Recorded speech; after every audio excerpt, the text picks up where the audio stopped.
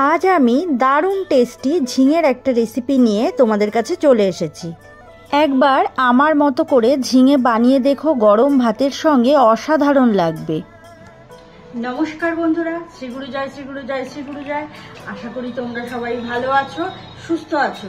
আজকে ঝিঙে দিয়ে একটা রেসিপি করব, চলো তাহলে দেখতে থাকো। ঝিঙের দুদিকের মুখ কেটে নিচ্ছি। ঝিঙের এই রেসিপি বানানোর জন্য প্রথমে ঝিঙের এই শিরাগুলো তুলে নিচ্ছি। খোসা অল্প কিছু থেকে গেলেও ক্ষতি নেই, কিন্তু এই শিরাগুলো ভালো করে তুলে নিচ্ছি। সব ঝিঙেগুলো প্রথমে একটু লম্বাটে আকার করে কেটে নেব, তারপর মাঝখানের থেকে দুভাগ করে কেটে নেব। এবার একটা পাত্রে তুলে নিয়ে ধুয়ে নেব। এখানে একটা মশলা তৈরি করে নেব। তার জন্য প্রথমে আদার টুকরো দিয়ে দিলাম, সাদা তেল দিয়ে দিলাম,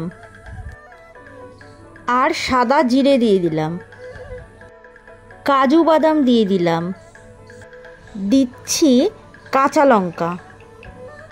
এবার জল দিয়ে একটা সুন্দর পেস্ট করে নেব।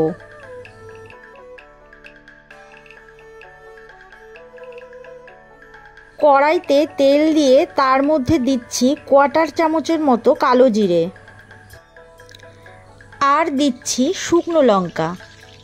জিরে আর শুকনো লঙ্কার সুন্দর একটা ফ্লেভার বেরিয়ে আসলে তার মধ্যে দিয়ে দিচ্ছি কেটে রাখা ঝিঙে, দিচ্ছি স্বাদ মতো নুন, আর দিলাম 1 চামচ হলুদ গুঁড়ো। এই পর্যায়ে গ্যাসের ফ্লেমটা হাইতে রাখতে হবে। এবার ভালো করে নাড়াচাড়া দিতে হবে যাতে নুন আর হলুদটা ঝিঙের মধ্যে মিশে যায়।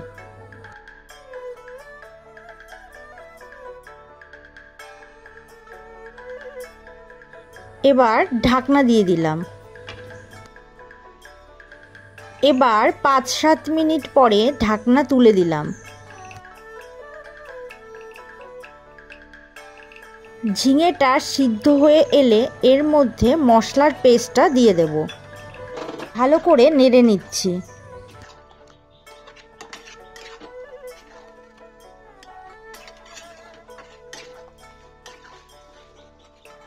এবার দিচ্ছি স্বাদের ব্যালেন্সের জন্য 1 চামচ চিনি, কিশমিশ দিয়ে দিলাম।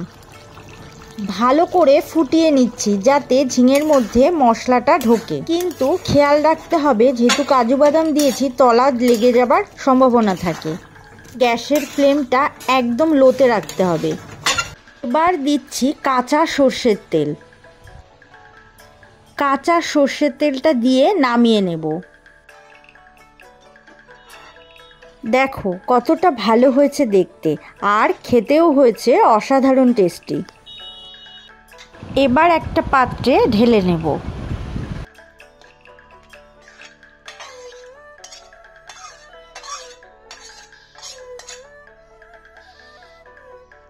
নমস্কার বন্ধুরা, আজকের মতো ভিডিওটি এখানেই শেষ করছি। দেখা হচ্ছে নতুন আরেকটি ভিডিওতে। সুস্থ থাকো, ভালো থাকো। আর আমার এই রেসিপিটি যদি ভালো লেগে থাকে তাহলে একটা লাইক, কমেন্ট, শেয়ার করে দিও। আর আমার চ্যানেলে যদি নতুন হয়ে থাকো তাহলে আমার চ্যানেলটি সাবস্ক্রাইব করার অনুরোধ রইল।